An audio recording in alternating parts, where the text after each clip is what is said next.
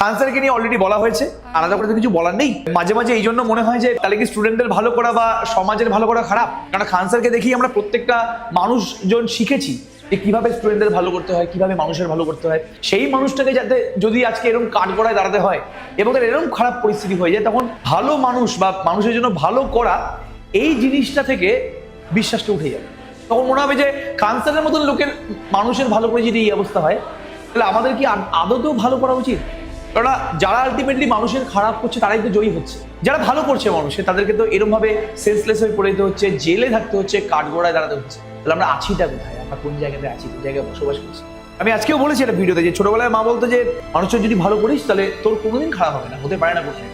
তো সেই কথা, সেই মায়ের কথা আজকে প্রশ্ন চিহ্নের মুখে চলে এসেছে এবং মনে হচ্ছে যে আদতেও কি ভালো করলে ভালো হয়? তাহলে খান স্যারের সাথে কেন এরকম হচ্ছে? যদিও এখনো খেলা বাকি আছে, এখনো খান স্যার দমে যায়নি, খান স্যার শেষ হয়নি। খান স্যার একটা বিপদে পড়েছে, সেই বিপদ থেকে অবশ্যই উঠবে এবং উঠে আমি জানি যে বীভৎস লেভেলে জবাব দেবে।